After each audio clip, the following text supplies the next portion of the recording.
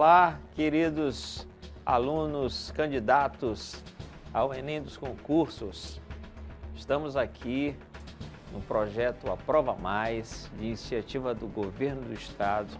Eu sou o professor Arthur Góes, professor da Rede Pública de Ensino do Estado do Maranhão. E hoje nós vamos falar sobre um assunto importantíssimo, que é a pontuação. Lembrando que esse assunto esse assunto é explorado não só na parte objetiva, mas também aqueles que vão fazer a redação, é a base da redação, a escrita, né? Escrever com clareza, e para isso a gente precisa dominar os sinais de pontuação, tá bom? Não se esqueça, acompanhe as nossas aulas pelo QR Code, a apostila está disponível, você acessa, acompanha a resolução das questões na nossa videoaula e depois aprofunda resolvendo as questões que estão colocadas lá com gabarito, tá? Para você se preparar aí para essa prova que está chegando, tá bom? Então vamos lá. Que pontuação no sentido geral? O que a gente precisa saber? Lembre-se também, a apostila disponível no QR Code e também pelo link na descrição do vídeo. Tudo bem? Vamos lá. A pontuação é um conjunto de recursos, né, típicos da língua escrita que visam a reproduzir, né, as entonações, né, da fala e para tornar o texto mais claro e mais organizado, certo? Vários sinais de pontuação, nós vamos nos deter naqueles que são mais utilizados, que são mais explorados. Hoje nós vamos falar sobre a vírgula, certo? Esse sinal de pontuação aí que causa muita dor de cabeça para alguns. Mas é só prestar atenção, vocês vão ver que é muito simples, é preciso só entender alguns mecanismos típicos da língua para poder utilizar corretamente esse sinal de pontuação, tá bom? O primeiro comentário, tá aqui ó, a vírgula, nós vamos falar sobre ela. A primeira questão que a gente deve levantar é em relação às implicações semânticas da vírgula, né, desse sinal de pontuação. O que são implicações semânticas? Não está dizendo, né? A omissão ou uso da vírgula, ela pode ele pode ocasionar mudança de sentido, certo? Vocês são as chamadas implicações semânticas. Isso acontece muito com a vírgula. Então você precisa tomar cuidado ao escrever, porque às vezes a vírgula posicionada de maneira contrária muda o sentido de uma frase, tá bom? E aí aqui alguns exemplos, olha só. Nesse enunciado, isso só, ele resolve. Isso só, ele resolve. Se eu mudo a vírgula de posição e coloco antes do isso e coloco depois do isso, a frase fica, isso só ele resolve. Percebem a mudança completa de sentido, né? Isso só ele resolve, ou seja, isso é uma coisa simples, ele resolve, né? Agora, se eu coloco a vírgula depois do isso só ele resolve. Então, você está dando aí a alguém uma atribuição importantíssima, só ele é capaz de resolver isso. Então, há uma mudança significativa de sentido. É o que acontece também na terceira frase, na terceira e na quarta. Aquele juiz é corrupto. Essa é uma acusação. Aquele juiz é corrupto, você está chamando o juiz de corrupto. Agora, se você coloca esse juiz entre vírgulas, observe como vai haver uma mudança na estrutura sintática. Aquele juiz é corrupto. Agora não é mais o juiz que é corrupto.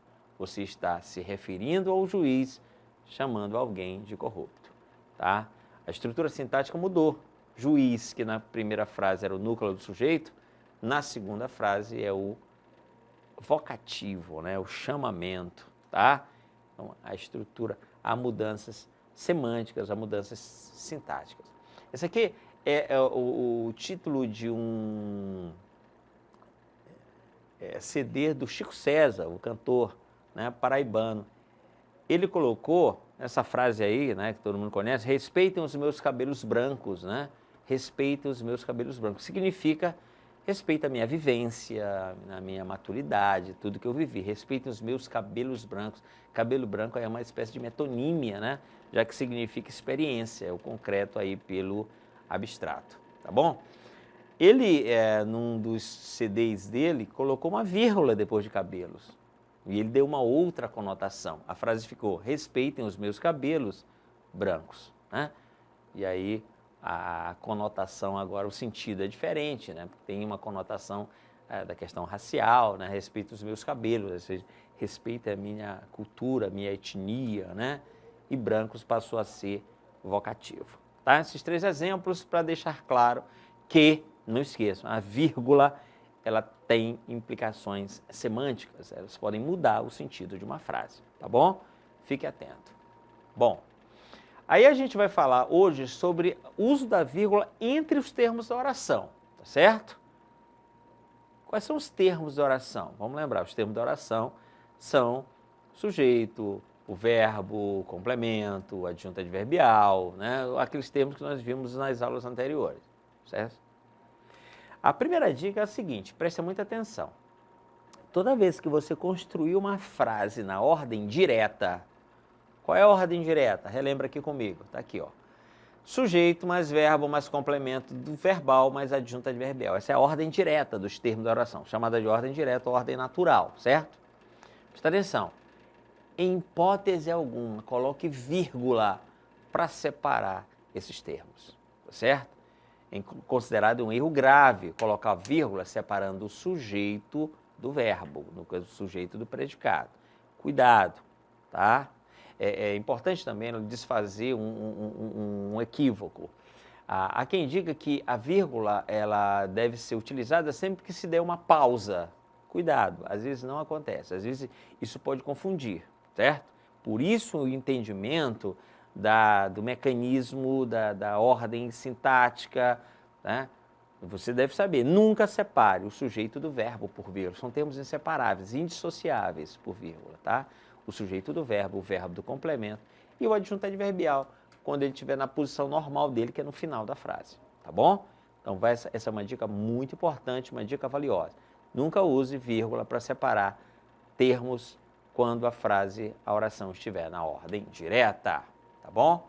Olha só, olha o exemplo. Quando eu digo, o ministro fez uma declaração polêmica durante a entrevista.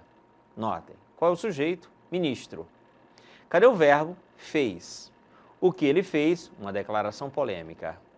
Quando ele fez? Durante a entrevista. Você tem um sujeito, o verbo, o complemento do verbo e o adjunto adverbial. Aqui não precisa de vírgula alguma. Presta atenção. Agora, se eu inverter a ordem, durante a entrevista, o ministro fez uma declaração polêmica. O que aconteceu?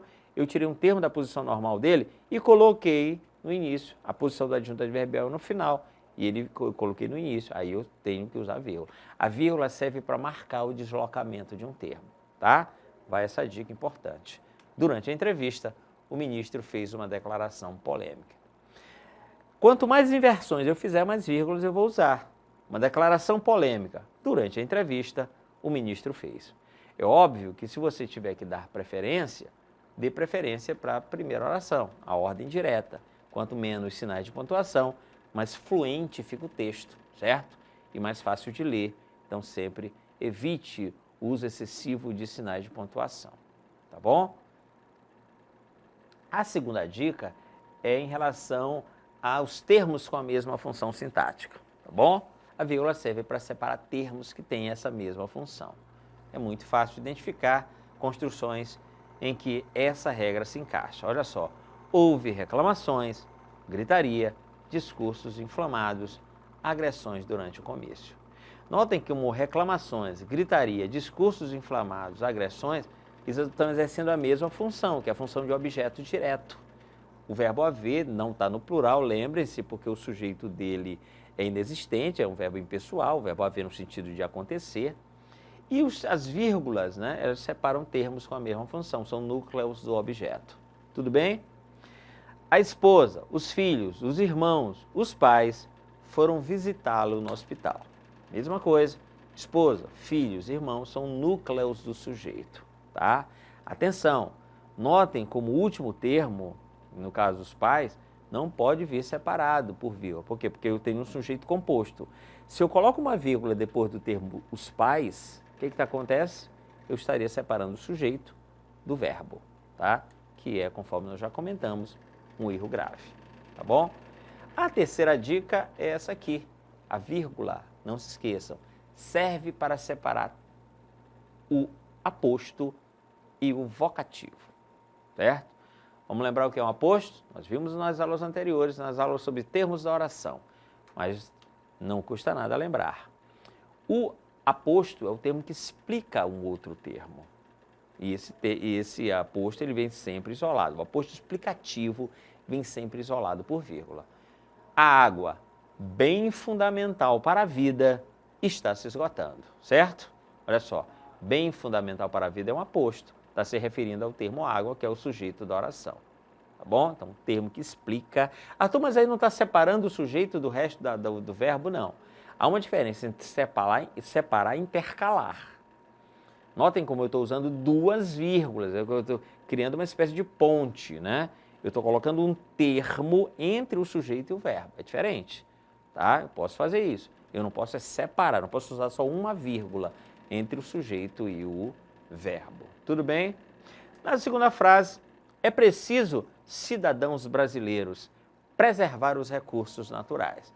Notem que cidadãos brasileiros agora é o chamamento, é o chamado vocativo, conforme já estudamos, e ele também vem sempre isolado por vírgula, certo?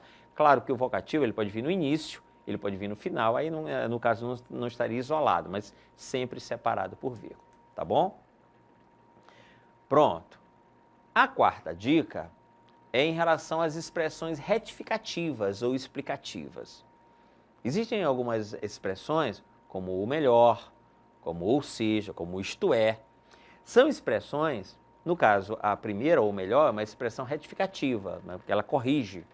O presidente apresentou suas propostas, ou melhor, suas promessas. Ou melhor é uma expressão que retifica logo entre vírgulas, não esqueçam. Como eu digo assim também, ele chegou ontem, aliás, anteontem. Esse aliás é um termo retificativo, uma expressão retificativa, sempre entre vírgula. O líder tem uma visão maniqueísta, ou seja, o isto é, não se esqueçam, são termos que vêm sempre entre vírgulas. Pronto, é só ficar atento, ler com calma.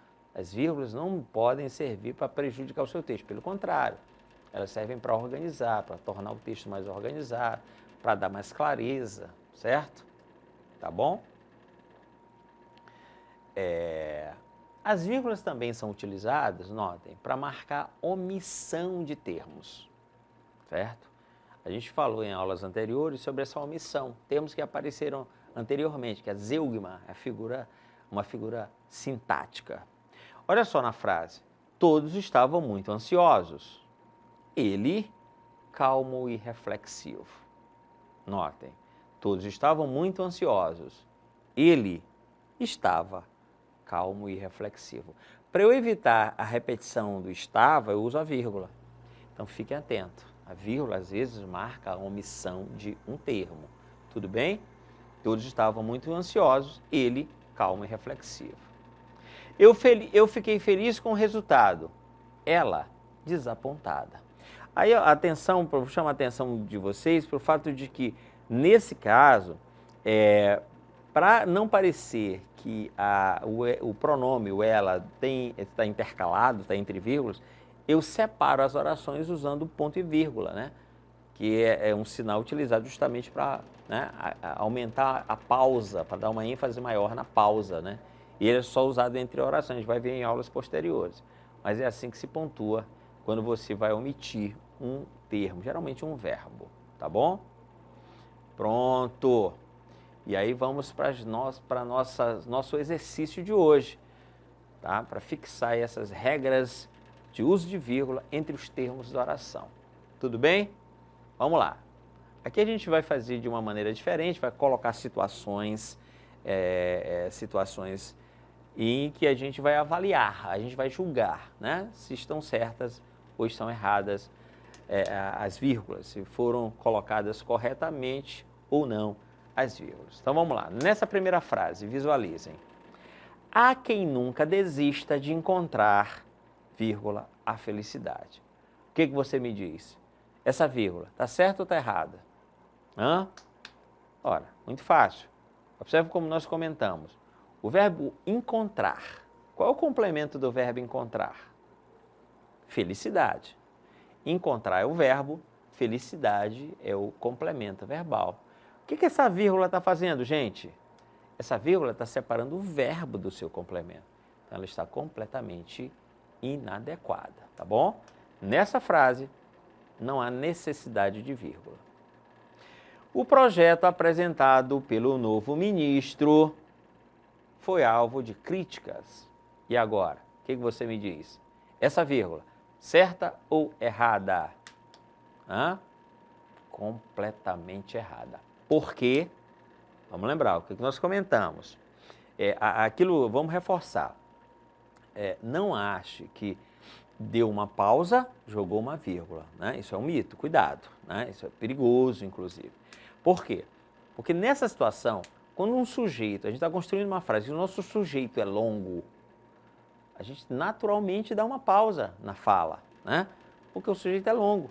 Não dá para concluir com um sujeito muito longo, vai ter até uma asfixia.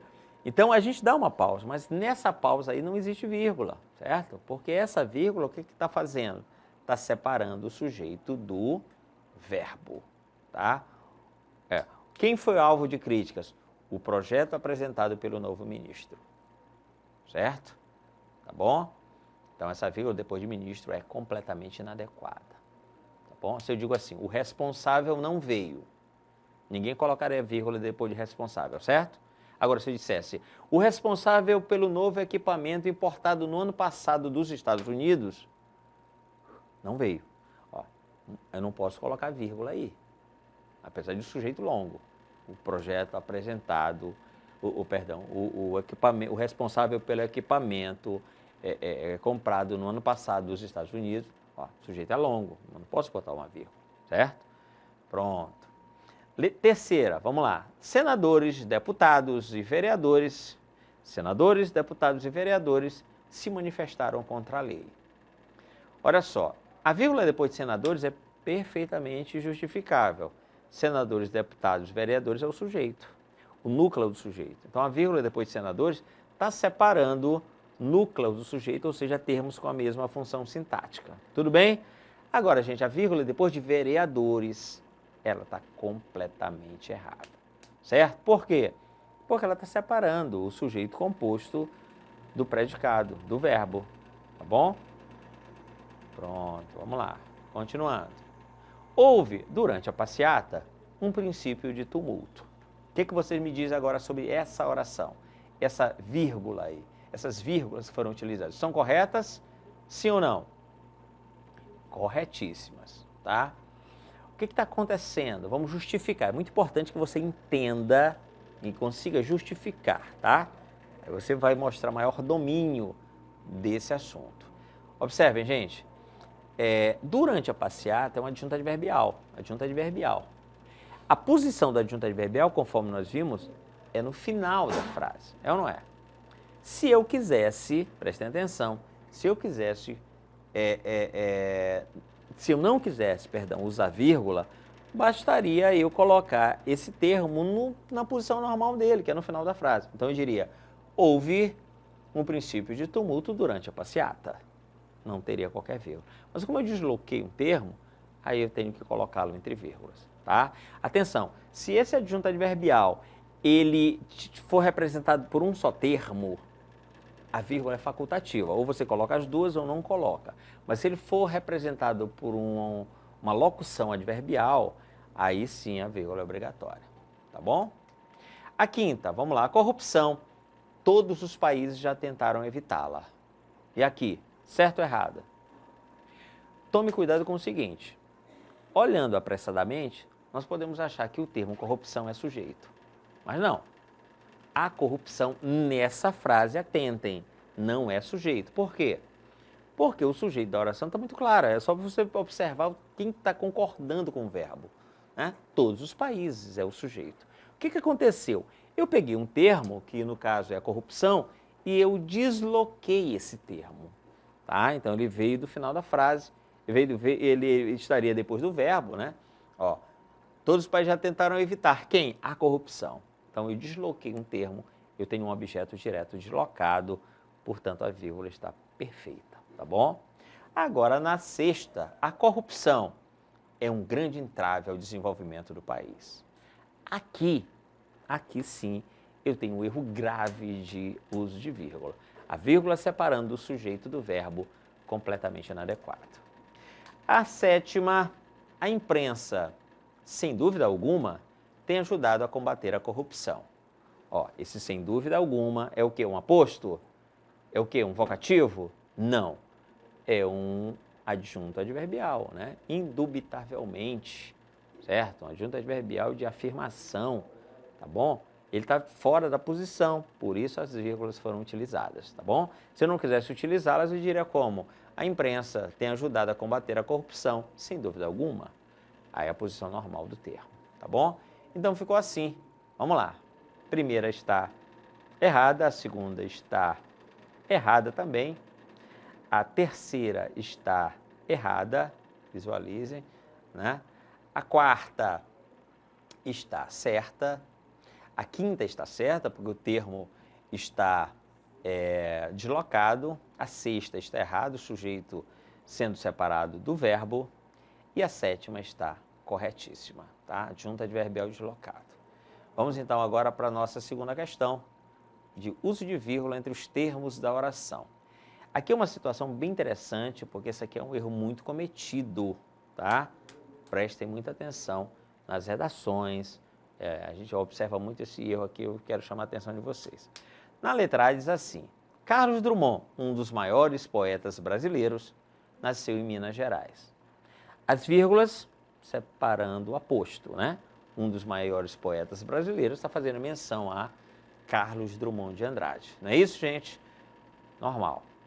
Lima Barreto, o romancista da Primeira República, né? O autor aí do pré-modernismo, né? O Lima Barreto, grande nome, né? A obra O Triste Fim de Policarpo Quaresma, né? O termo romancista da Primeira República está exercendo a mesma função na letra A, né? É um aposto, está fazendo menção, está explicando, né, o Lima Barreto. Na letra C diz assim: maior poeta do pré-modernismo, Augusto dos Anjos teve reconhecimento póstumo. Atenção, o que aconteceu aqui? Aconteceu que eu coloquei o aposto antes do sujeito, certo? Eu poderia construir a frase da seguinte ordem, Augusto dos Anjos, maior poeta do pré-modernismo, né? Aí teria, a estrutura estaria na ordem da letra A e da letra B. Mas eu posso perfeitamente fazer isso. Eu posso anteceder o aposto explicativo e aí eu vou usar só uma vírgula, claro, né? Vem com duas vírgulas quando ele está no meio, quando ele está separando, né? Ele está intercalado. Aqui ele não está intercalado, então normal. Observem a letra D. O escritor carioca Machado de Assis nasceu no Morro do Livramento em 1939. E a letra E diz assim: um poeta dos escravos, Castro Alves, também produziu poemas líricos. Aqui a gente tem um erro. E esse erro está na letra D, gente. Sabe por quê? Atenção. Observem vocês que Machado de Assis, nessa frase, ele não está explicando. Há um tipo de aposto chamado aposto especificativo, né? É fácil perceber. Notem, Machado de Assis não explica escritor carioca, e sim especifica. Afinal de contas, Machado não é o único escritor carioca, certo? Então, justamente por não estar explicando e sim especificando, essas vírgulas estão inadequadas. Aqui não há vírgulas. A frase é assim: o escritor carioca Machado de Assis, certo? Nasceu no Morro do Livramento, sem vírgulas, tá bom? Então, a justificativa é que a justificativa é que o aposto não é explicativo e sim especificativo. Agora, se eu dissesse Machado de Assis, escritor carioca, aí sim, o escritor carioca estaria explicando Machado de Assis. Tá bom? Tranquilo. Então, hoje nós encerramos a nossa aula sobre pontuação, termo da oração, e voltamos para falar de mais casos de pontuação de uso da vírgula. Até lá!